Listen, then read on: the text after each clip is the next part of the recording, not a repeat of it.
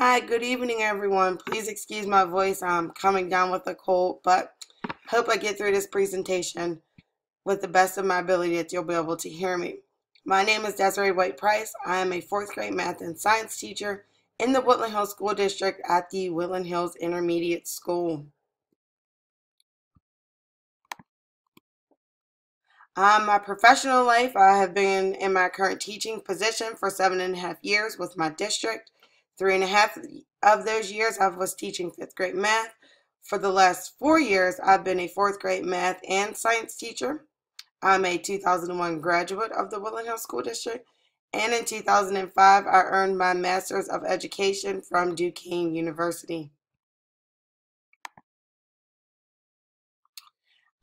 This year, our school district is beginning to adopt a STEM curriculum in our district, so we decided to call it STEAM, and I was elected a member of the district STEAM committee. We decided to come up with science, technology, engineering, arts, and math, and we are starting to begin the process to develop our curriculum with the asset, and we began that of March of this year. So my involvement with the program, our district has gone through a reconfiguration. We now have all of our 4th through 6th grade students in one building. So with that being said, we are now departmentalizing. In addition to preparing my students for the science PSSA, I also must prepare them for their future career goals. And it's, kind of easy to go online and Google some STEM lessons, but this year I kind of want to really dig in deep and develop my own STEM lessons. So with this course and with this program, I hope to take my students on an academic journey along with me. So I'm not only learning things, but I can learn with them. So what does STEAM mean to me? At first I kind of thought about, well, science, technology, engineering, arts, and math. And if you add those all up, that equals a career-ready student for the 21st century. But then I started thinking more about what those letters mean. So to me, they are students tinkering, involving a mindset. Because we're trying to create in some students a mindset of science and math. Not just, oh, we're going to do a lesson here on the weather pattern. So it's kind of developing that mindset to get students to dig deeper into those subjects. So why is it important to create increased STEAM literacy? Well, most careers in the workforce have some form of the STEM components. They become proficient in other areas of the job. It allows students to understand language in the math and science courses, and students gain opportunities to solve difficult problems. With this, students just become lifelong learners. The desired outcomes of the STEM is to create a 21st century learner ready for today's workforce. Research says that most students, when they leave the high school, will not enter college. So just by creating these courses in the classroom, in the high school, even at the elementary building, it starts to create students as they graduate from high school that they'll be ready to enter the workforce. It's also important to teach students to become thinkers outside of the box. Kind of not with that cookie cutter thinking, but just to get them those skills to think, there's other ways of using materials to solve problems. And that failure is not an option, but just a setback.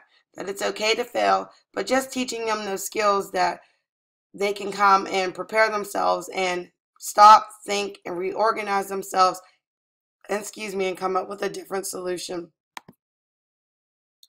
The best criteria for measuring success is student interest in STEM-related courses. If a district has students who are choosing to enroll in more clubs and courses that are STEM-focused, shows success. Students able to come up with many solutions to just one problem. And some improvement on state testing, although we don't like to say it, but we do need to use the state assessments to measure success. A successful STEM program. After reading the articles and reports, I don't think there is a successful program. I think that you have students who are showing more interest in STEM related courses. You are making progress, especially more minorities and girls. We see that students from a minority background and girls aren't really too interested in STEM related courses. And each school implements STEM differently. If a school offers some degree of a STEM program, then they're on the right track. Educational practices. The 4C's are one set of practices we're developing with our students. It's teaching them to be creative, thinking outside of the box, critically thinking above and beyond what the problem or the question is asking, teaching them collaboration, teaching them to learn to work with others, and communication, learning how to vocalize and to not only vocalize your opinions, but also teaching them how to write it down. Student-driven instruction and lots of hands-on learning. School support, allowing students to take some control of the learning. As teachers, it's very difficult to let someone come into your classroom to kind of talk about and kind of teach what's going on, but it's kind of important to let students have some of that control. Trying to adopt an inclusive STEM curriculum. I know it's kind of difficult with finances and just time, but that's one important component. Providing professional development for teachers, training your teachers on how to implement the STEM, and training your teachers on what really STEM is and how your district wants to see it rolled out. And building relationships with businesses and community leaders in STEM related courses. It's getting students to know that those jobs really are out there and letting them have the opportunity to see it. How I'm going to incorporate STEM into my classroom is allowing students the opportunity to explore with different areas of science, not just limiting them to life science or earth science, kind of tying in all areas of science. Working along with the ELA teachers at my grade level, getting them involved in what we're doing and incorporating and making a collaboration.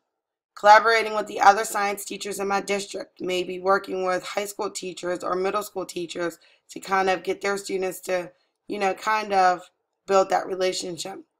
And reminding students that it's okay to fail. I know that's one big thing that students don't like to fail, but if you kind of let them know that it's okay and we're going to find a different problem, that makes the process a little easier. And using more hands-on science lessons. My goals for this course is I hope to gain a better understanding of how to incorporate STEM lessons into my daily teaching, how to develop a successful STEM lesson, collaboration from teachers across grade levels and districts, and how to motivate my students for career in science or math. So that was my presentation. I hope you enjoyed it, and I look forward to working with you. Have a good evening.